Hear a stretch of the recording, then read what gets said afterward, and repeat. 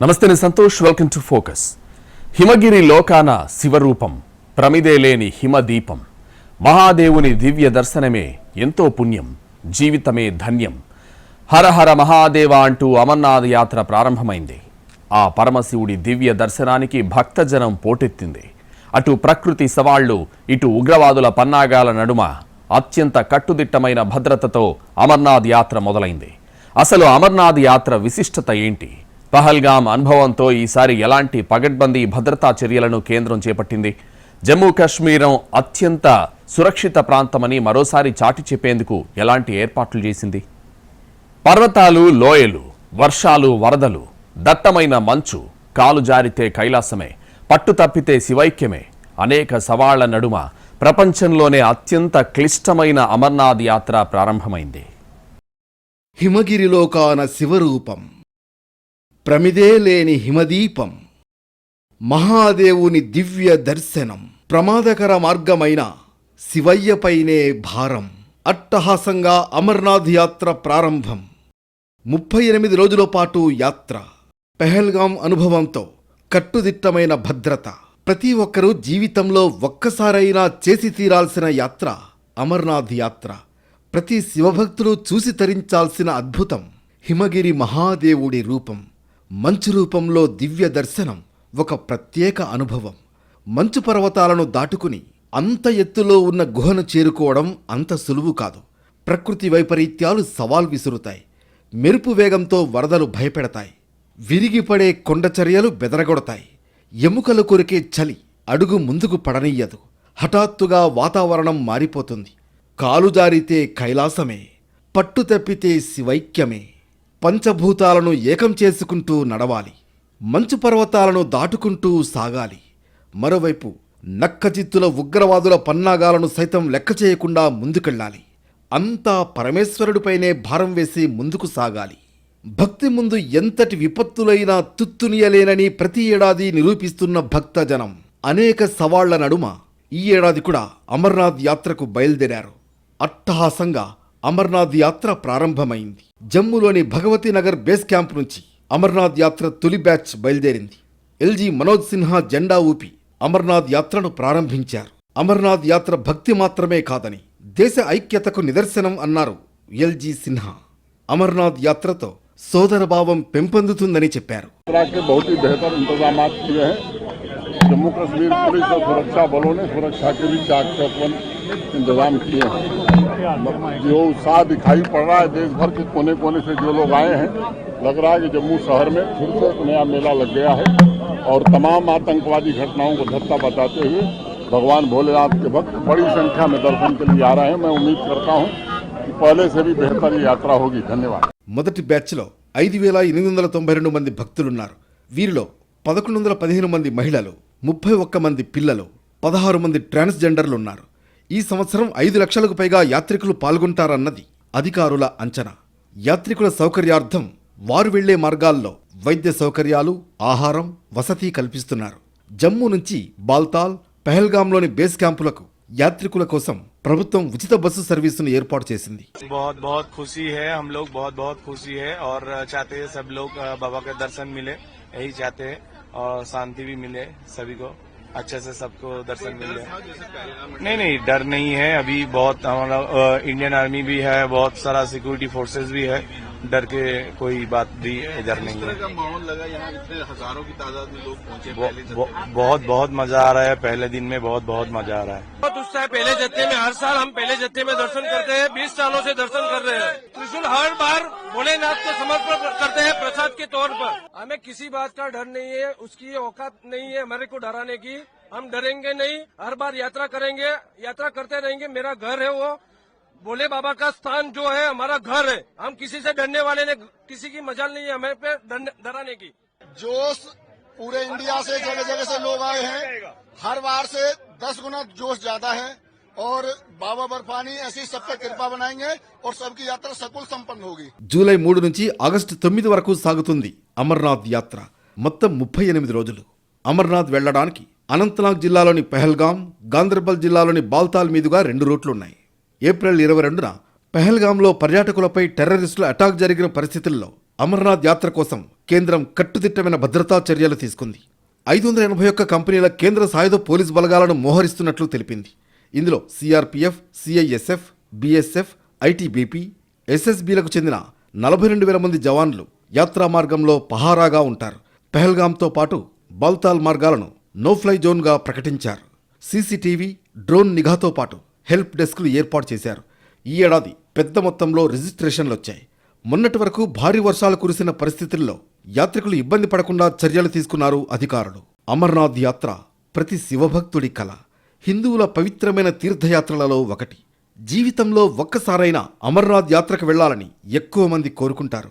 అక్కడ కొలువై ఉన్న శివుడిని దర్శించాలని పరితపిస్తారు. ఒక్క అమర్నాథ్ యాత్ర చేస్తే 23 తీర్థయాత్రలను సందర్శించిన పుణ్యం వస్తుందని భక్తుల నమ్మకం. సహజంగా హిమంతో ఏర్పడే శివలింగం ఉన్న అమర్నాథ్ ఏడాదికి 2 సార్లు మాత్రమే భక్తుల దర్శనార్థం తెరుస్తారు. ఆ సమయంలో దేశంలోని వివిధ ప్రాంతాల నుంచి వేలాది మంది యాత్రికులు వస్తూ ఉంటారు. అయితే ఆ ప్రయాణం ఎంత కష్టమైనదైనా ఆనందంగానే ప్రయాణాన్ని కొనసాగిస్తారు. అలా ఏటా అమర్నాథ్ యాత్రకు వచ్చే భక్తుల సంఖ్య పెరుగుతూనే ఉంది. అమర్నాథ్ యాత్రలో అంతు చిక్కని రహస్యాలు ఎన్నో. నేటికి సజీవంగా ఉన్నాయన్న జంట పావురాలపై ఎన్ని మిస్టరీలో. అసలు అమర్నాథ్ యాత్ర పరమార్థం ఏంటి? ఒక్కసారి అమర్నాథ్ను సందర్శిస్తే మోక్షం లభిస్తుందన్న నమ్మకం ఎలా ఏర్పడింది? సముద్ర మట్టానికి సుమారు 3,800 మీటర్ల ఎత్తులో ఉంటుంది అమర్నాథ్ గుహ. జమ్మూ నగరానికి 178 కిలోమీటర్ల దూరంలో కొలువైంది. ప్రతి సంవత్సరం జూలై నెలలో ఇక్కడ సహజంగా మంచు శివలింగం ఏర్పడుతుంది.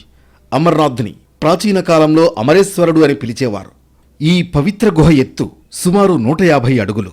ఈ మంచులింగం ఎలా ఏర్పడింది, నిత్యం నీటి ప్రవాహం ఎలా సాధ్యమనే మిస్టరీలను ఇప్పటి వరకు ఎవరూ తేల్చలేకపోయారు. సాక్షాత్తు ఆ పరమశివుడి మహాత్మ్యమని భక్తుల నమ్మకం. అమర్నాథ్ గుహకు సంబంధించి అనేక కథనాలు ప్రచారంలో ఉన్నాయి. హిందూ పురాణాల ప్రకారం పరమశివుడు 3వ కన్ను తెరవడం వల్లనే ఈ గుహ ఏర్పడిందని నమ్మకం. ఇక్కడ శివలింగం సహజంగానే పెరుగుతోంది కాబట్టి దీన్ని సహజలింగమని అంటారు.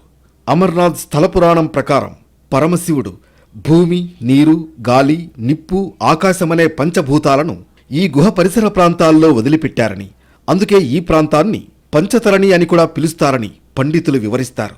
పురాణాల ప్రకారం పరమశివుడు పార్వతీదేవికి అమరత్వ రహస్యాన్ని వెల్లడించిన ప్రదేశం అదేనని చెబుతారు.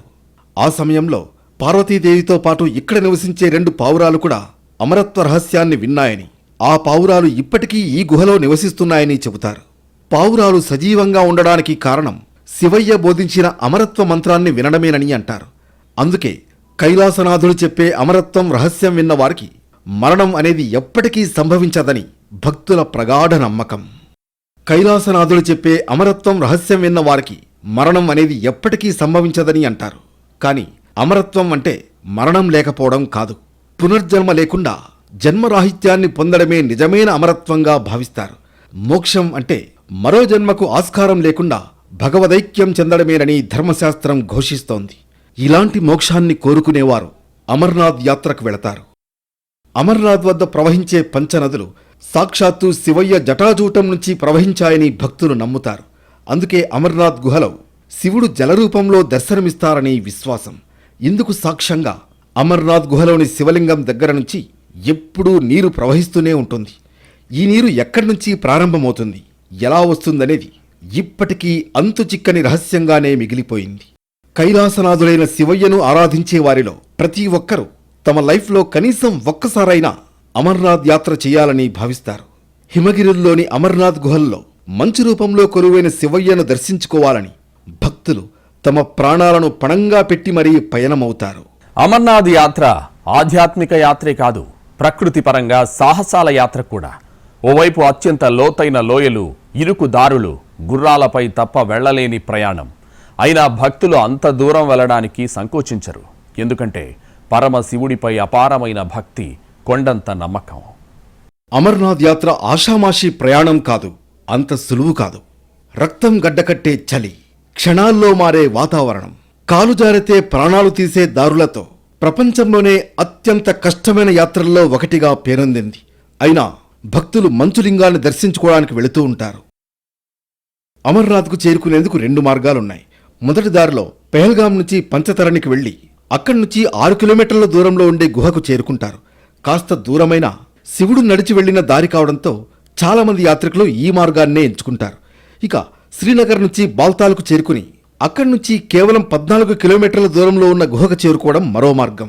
అయితే బాల్తాల్ నుంచి గుహకు చేరుకునే మార్గం చాలా కష్టంగా ఉంటుంది. సామాన్లంతా మనుషులే మోసుకు వెళ్ళాలి. అందుకే అత్యధిక భక్తులు ఈ దారిని ఎంచుకోరు. యాత్ర కోసం ఇన్ని కష్టాలు పడలేం అనుకునే వారికి జమ్మూ, శ్రీనగర్, పెహల్గాం నుంచి పంచతరణి వరకు హెలికాప్టర్లు అందుబాటులో ఉంటాయి.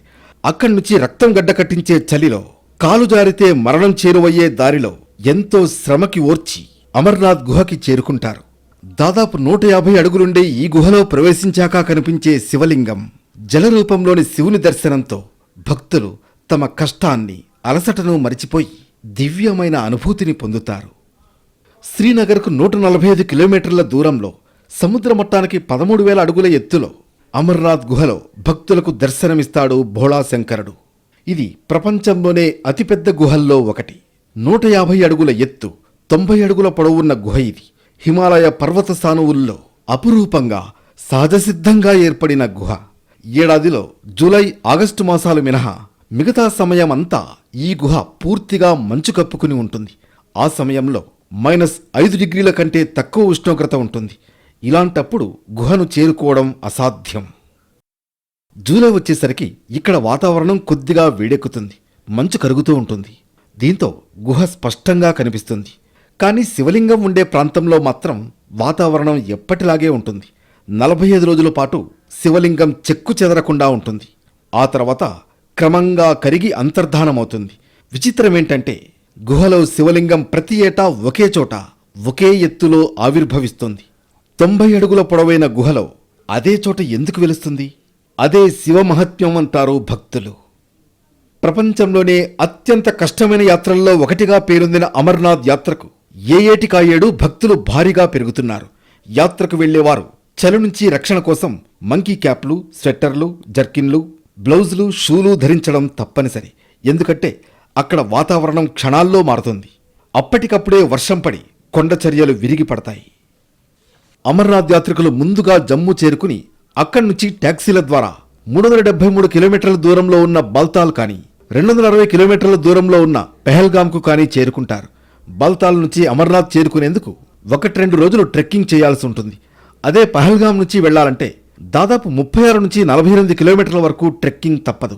ఈ రూట్లో ట్రెక్కింగ్కు సుమారు 3 నుంచి 5 రోజుల సమయం పడుతుంది. యాత్రికులకు ఈ మార్గంలో అన్ని సౌకర్యాలను ప్రభుత్వం కల్పిస్తోంది. కైలాసవాసుడిని దర్శించుకునే క్రమంలో ఎన్నో విపత్తులు జరిగాయి. 1928 నుంచి జరిగిన వరుస ప్రమాదాల్లో వందలాది మంది శివైక్యం చెందారు. ఉగ్రవాదులు బరితెగించి భక్తులపై తూటాల వర్షం కురిపించారు. అందుకే అటు ప్రకృతి పరంగా, ఇటు ఉగ్రవాదులతోనూ అమర్నాథ్ యాత్ర ఒక సంక్లిష్టమైన యాత్ర. అయినా శివభక్తులు అంతా పరమేశ్వరుడి మీదే భారం వేసి తమ చిరకాల కోరికైన యాత్రకు కదం తొక్కుతున్నారు. అమర్నాథ్లో మంచులింగాల్ని దర్శించుకుంటే చాలు, మోక్షం సిద్ధిస్తుందన్న విశ్వాసంతో పట్టుదలగా వెళుతున్నారు. భక్తుల మనోభావాలు, విశ్వాసాలను గుర్తించి ప్రభుత్వాలు అన్ని ఏర్పాట్లు చేస్తున్నాయి. ఈసారి కూడా అమర్నాథ్ యాత్రలో వర్షాలు, వరదలు ఇబ్బందులుగా మారొచ్చని కొందరు అంచనా వేస్తున్నారు. గతంలో అమర్నాథ్లో వచ్చిన ఆకస్మిక వరదలతో అక్కడి గుడారాలు కొట్టుకుపోయాయి. పదుల సంఖ్యలో భక్తులు ప్రాణాలు కోల్పోయారు. వేల మంది వరదల్లో చిక్కుకున్నారు. ఎన్డీఆర్ఎఫ్ బృందాలు, సైన్యం రెస్క్యూ ఆపరేషన్ చేపట్టాయి. దీంతో కొన్నిసార్లు అమర్నాథ్ యాత్రను నిలిపివేసింది ప్రభుత్వం. పరిస్థితులు చక్కబడ్డాక తిరిగి ప్రారంభించింది. ఇప్పుడు కూడా భారీ వర్షాలు పడే అవకాశం ఉందని తెలుస్తోంది. అయితే కేంద్ర రాష్ట్ర ప్రభుత్వాలు మాత్రం పకడ్బందీ చర్యలు తీసుకుంటున్నాయి. రెస్క్యూ బృందాలను సిద్ధంగా ఉంచాయి. అటు పెహల్గాం ఉగ్రదాడి అనుభవాలను దృష్టిలో పెట్టుకుని 40,000కు పైగా బలగాలు యాత్ర జరిగే మార్గాల్లో మోహరించాయి. భక్తులకు అడుగడుగునా జవాన్లు పహారాగా ఉంటారు. హెలికాప్టర్లు, డ్రోన్లు, సీసీ కెమెరాలతో ఎప్పటికప్పుడు సెక్యూరిటీని పర్యవేక్షిస్తూ ఉంటారు. మొత్తానికి హరహర మహాదేవ, శంభో శంకర అంటూ ఈ ఏడాది కూడా అమర్నాథ్ యాత్ర ప్రారంభమైంది. భారతదేశంలో అత్యంత ప్రతిష్టాత్మక యాత్రల్లో ఒకటైన అమర్నాథ్ యాత్ర అట్టహాసంగా మొదలైంది. జమ్మూ కాశ్మీర్లోని భగవతీ నగర్ బేస్ క్యాంప్ నుంచి యాత్రను ప్రారంభించారు లెఫ్టినెంట్ గవర్నర్ మనోజ్ సిన్హా. పురుషులు, మహిళలు, సాధువులతో సహా వేలాది మంది భక్తులు ఎంతో ఉత్సాహంగా యాత్రలో పాల్గొంటున్నారు. 38 రోజుల పాటు జరిగే అమర్నాథ్ యాత్రలో భక్తులు పవిత్ర గుహ దగ్గర శివలింగాన్ని దర్శించుకుంటారు. ఆగస్టు 9న యాత్ర ముగుస్తుంది. యాత్ర ఆశాంతం ప్రమాదకరమని తెలిసినా మహాదేవుడు వెలసిన పవిత్ర స్థలానికి తరలి వెళ్లి తరించాలని భావిస్తున్నారు భక్తులు. పెహల్గాం దాడితో భక్తుల్లో ఆందోళన పెంచాలని కుయుక్తులు పన్నిన పాకిస్తాన్ ఉగ్రవాదులకు ఈ యాత్ర సక్సెస్ ఓ చెంపపెట్టు. జమ్మూ కశ్మీరం అత్యంత సురక్షితమని మిగతా దేశానికి, ప్రపంచానికి చాటేందుకు భారత బలగాలకు ఇదొక అవకాశం. అందుకే ఈ ఏడాది అమర్నాథ్ యాత్ర అత్యంత ప్రాముఖ్యతను సంతరించుకుంది.